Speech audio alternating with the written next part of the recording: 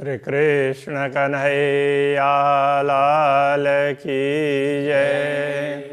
श्री निजानंद स्वामी की श्री प्राणनाथ प्यारे की जय। महामत कहे महबूब की जेते अरस सुरत सो सब बैठी कदमों तले अपनी ए निश्वत अपनी निश्वत। श्री कृष्ण कन्हैया लाल की। यह 22वां प्रकरण, ये भी श्री राज्य के श्रृंगार का ही वर्णन का है, किंतु इसमें श्रृंगार को समेटने का प्रयत्न किया है, इसलिए श्रृंगार कलश इस प्रकार दिया। 3 श्रृंगार वर्णन का मतलब 3 का यहाँ संख्या के अर्थ में नहीं है, उन श्रृंगार का वर्णन जो उसमें अभी तक वर्णन किया है उसी को एकदम संक्षेप बना करके करेंगे और थोड़ा सा विरह की बात, विरह के हिसाब से दूसरे तरीके से वर्णन करेंगे। तो ये समझा रहे हैं, क्यों वर्णो हक सूरत अवलों कहीं न किन। पूर्ण ब्रह्म परमात्मा के स्वरूप का वर्णन कैसे करें, अभी तक ऐसा वर्णन किसी ने किया ही नहीं है। ये झूठी देह क्यों रहे सुनते ये वर्णन। तो पूर्ण ब्रह्म परमात्मा के स्वरूप का वर्णन सुन करके झूठी देह, झूठा तन कैसे रह सकता है।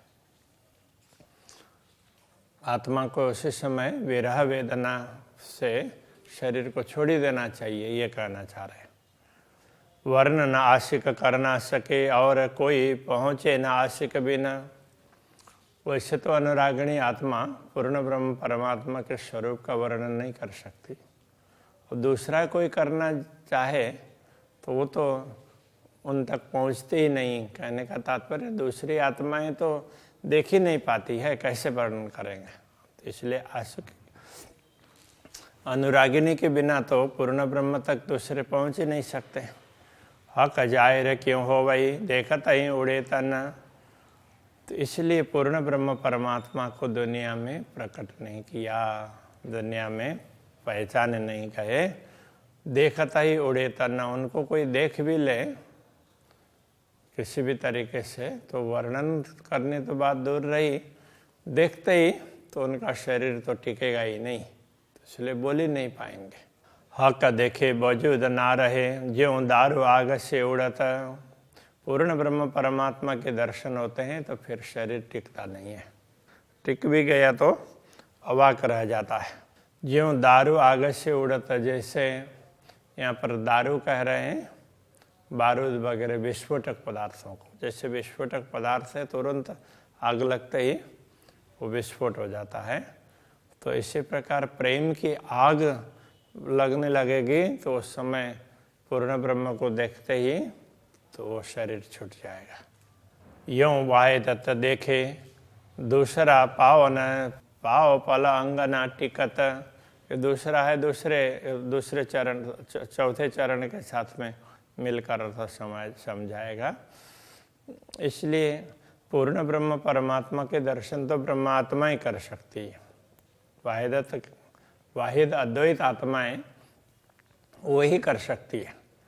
तो दूसरी आत्माएं पाव पल अंगना टिकत। दूसरी आत्मा तो एक पल के पांव भाग चतुर्थ अंश पर्यंत भी शरीर में टिक नहीं पाएगी, इसलिए उनसे तो कुछ बोला ही नहीं जाएगा। एक तो दर्शन होना ही मुश्किल है, हो भी जाए तो भी बोला नहीं जाएगा। हका इसका आग जोराबर इनमें मोमिन वसता। अब ब्रह्मात्माओं के लिए कह रहे हैं, ब्रह्मात्माएं कैसी है, वो तो पूर्ण ब्रह्म परमात्मा के प्रेम रूप की आग में तो रहती ही है ब्रह्मात्मा, इसलिए उनको वो प्रेम विरह, तो विरह भी प्रेम का पूर्व स्वरूप ही है। तो इसलिए वो विरह तो उसमें वो रहती है, तो उनका रहना ही उसी में।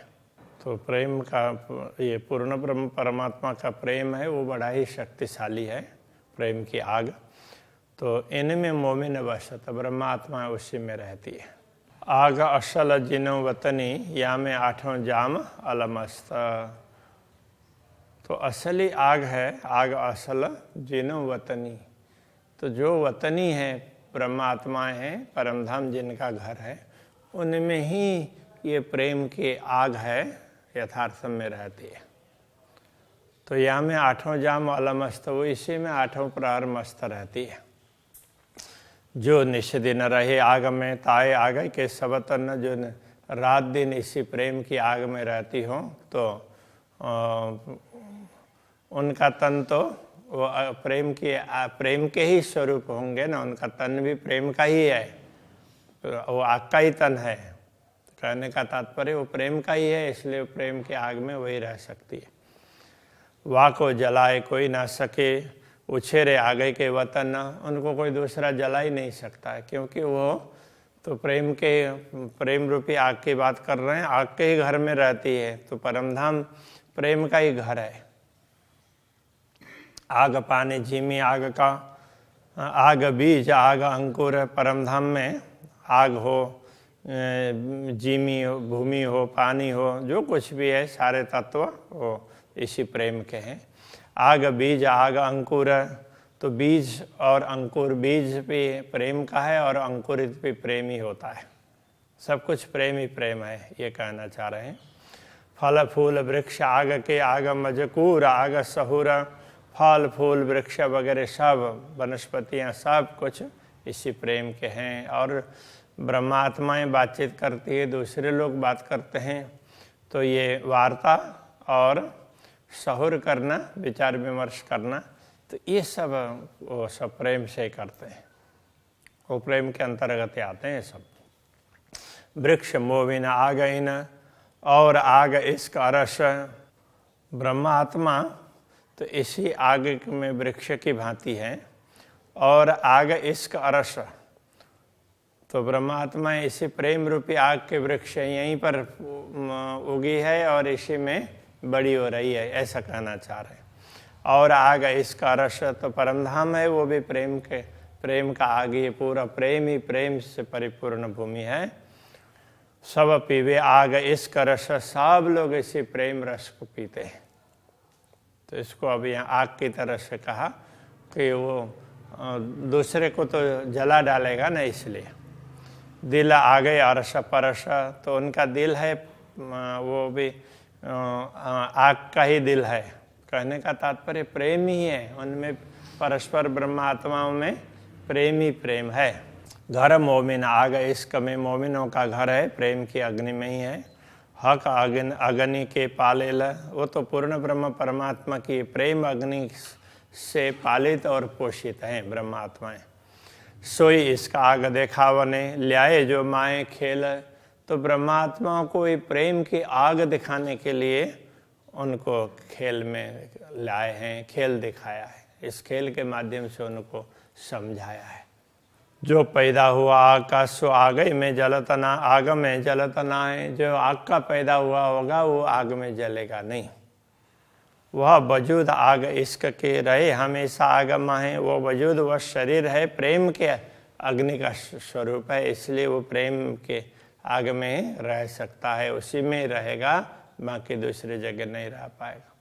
सोई बात करे हक रस की, सहुर या बेसहुर, तो ऐसी आत्माएं होती है वो पूर्ण ब्रह्म परमात्मा और परमधाम की बात करती है। सहुर या बेसहुर, समझ करके अथवा समझे बिना, तो किसी भी तरीके से, अथवा तो होश में हो या स्वप्न में हो या जागृति में हो, ये भी कह सकते हैं। तो समझ करके या बिना समझे बिना वो प्रेम की ही बात करेंगी। हुई सब विद पूर्ण पक्वा, हक अरस दिन जहूर, वो सब प्रेम से पूर्ण परिपक्व कब होंगे? हक अरस दिन जहूर, जब पूर्ण ब्रह्म परमात्मा का दिन ये ब्रह्म ज्ञान प्राप्त होगा, तो वो प्रकाशित होगा, तो ज्ञान भी प्राप्त होगा, तो वो पूर्ण होगा। तो प्रेम को ज्ञान की भी आवश्यकता पड़ेगी। तो जैसे ब्रज और रास में प्रेम तो था, रास तो यथार्थ में अक्षर ब्रह्म को दिखाने के लिए लीला हुई है, तो ब्रज लीला में परमात्माओं को दिखाने के लिए उसमें प्रेम था, तो पूरा पूरा प्रेम था, उसी को सतगुरु ने प्रकट किया है दुनिया में। किंतु ज्ञान न होने से तो उनको परमधाम का ख्याल नहीं आया, तो पूर्ण नहीं रहा, इसलिए उस पूर्णता के लिए ब्रह्मात्माओं को दोबारा खेल में डाला गया। तो ये भी कह सकते हैं, जो हक देखे टीका रहे सोई अरस के तन। जो पूर्ण ब्रह्म परमात्मा के स्वरूप के दर्शन करके भी टिके रहते हैं वही तो परमधाम के शरीर हैं। बाकी तो जिनका शरीर परमधाम में ना हो तो टिक ही नहीं सकते। सोई करे मूल मजकूर, सोई करे वर्णन, वही मूल मजकूर मूल बात वही करेंगे और वर्णन भी वही करेंगे। तो कहने का तात्पर्य ब्रह्मात्मा ही पूर्ण ब्रह्म परमात्मा का वर्णन कर सकती।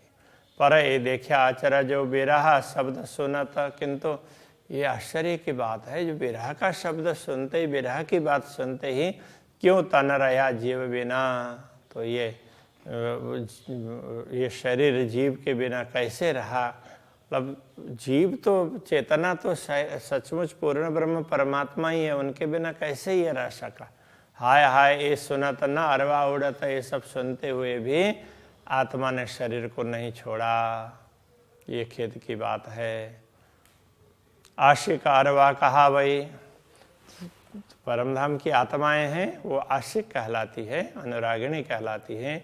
तीन मुख विरहा न निकषता, उनके मुंह से विरह नहीं निकलेगा सामान्य रूप से, क्योंकि नित्य मिलन है, तो विरह किस प्रकार से होगा। जब दिल विरहा जानिया तब आई अंग चीर चलता। जब दिल ने विरह को जान लिया, पहचान लिया, तब उसकी एक आहा, विरह की आहा है, अब पूरे उसको अंग को चीर करके वो बाहर चली जाती है, तो शरीर को छोड़ करके परमधाम तक पहुंच जाती है। ये कहने का तात्पर्य।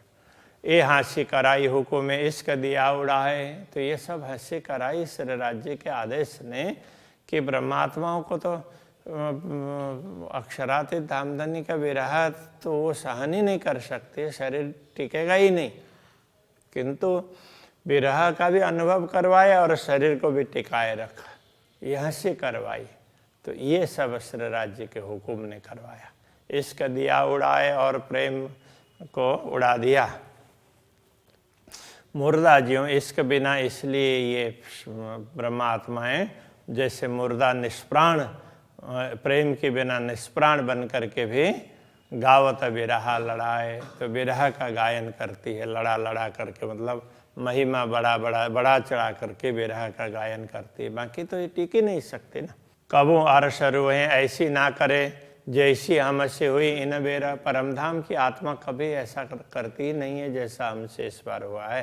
अरस रूहों को विरह रसे हुए बेशक न लैया घेरा।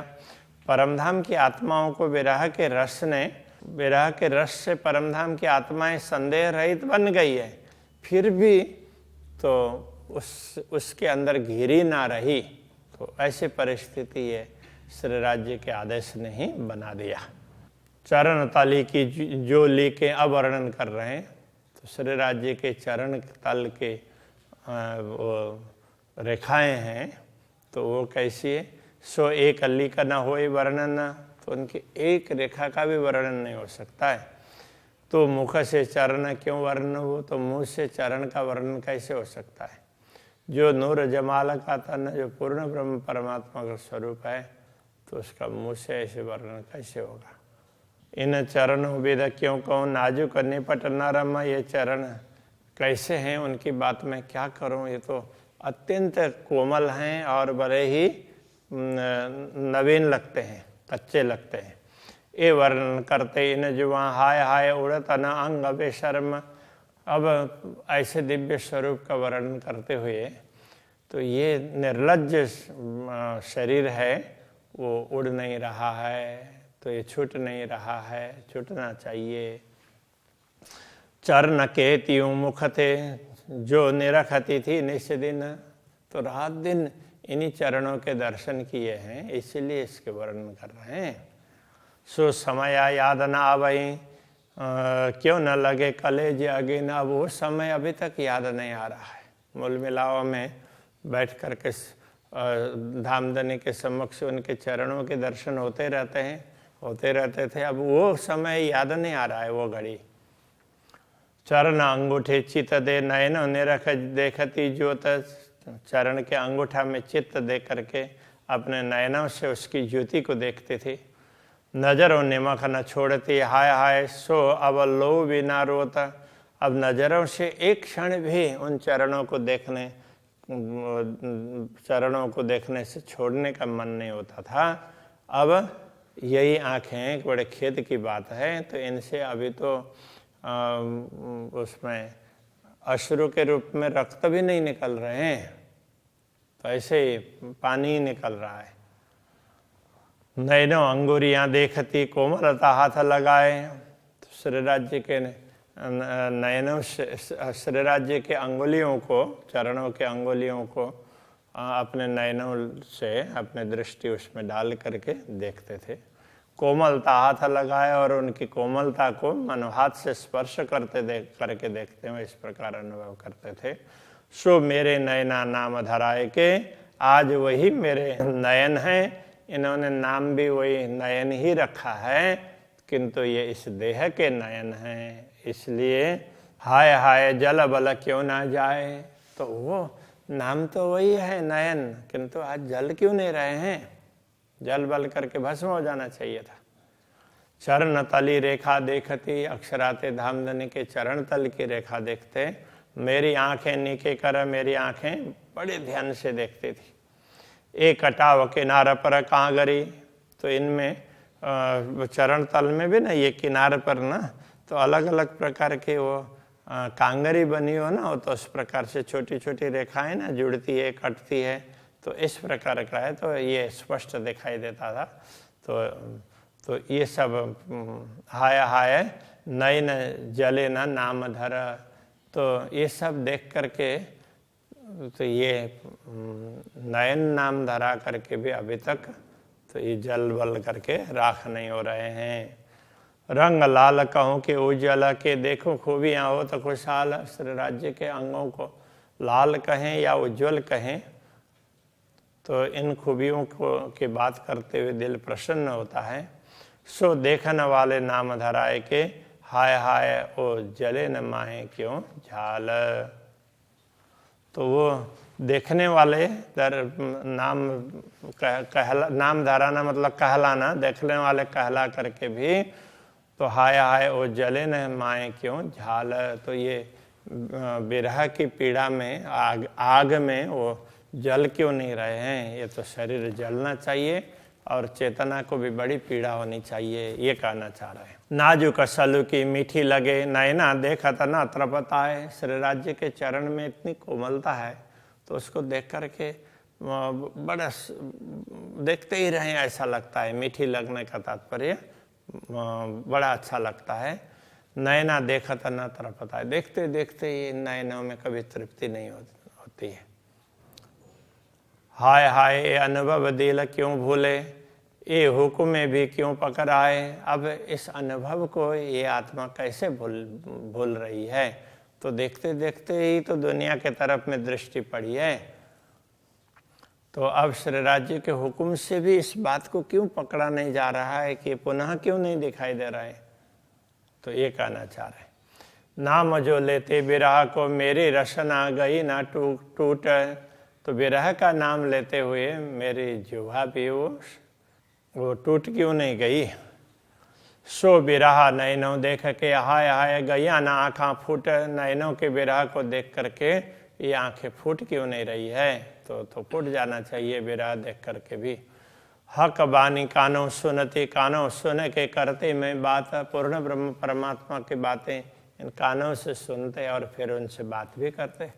सो अवसर हृदय याद कर, हाय हाय नूर कानों का उड़ न जाता। उस अवसर को राज्य मूल मिलाव में बैठा करके सबको खेल दिखाने की बात कर रहे हैं, उस अवसर को भूल करके हाय हाय नूर कानों का उड़ न जाता, उनको सुन करके ना कान का नूर, कान की शक्ति क्यों उड़ करके नहीं जा रही है, तो उड़ जाना चाहिए।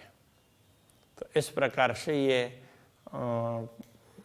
श्री राज्य के स्वरूप श्रृंगार का वर्णन करते हुए, तो यहाँ पर कलश मतलब श्रेष्ठ, तो वो ये विरह की बात कर रहे हैं, प्रेम की बात कर रहे हैं, इसलिए ये श्रेष्ठ, तो सबसे उत्तम के रूप, उत्तम तरीके से कर रहे हैं, ये बताना चाह रहे हैं।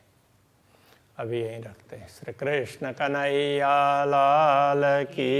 हाय हाय नूर कानों का उड़ न जात, हाय हाय नूर कानों का उड़ न जात, हक बानी कानो सुनती, हक बानी कानो सुनती, कानो सुन के करती में बात, कानो सुन के करती मैं बात।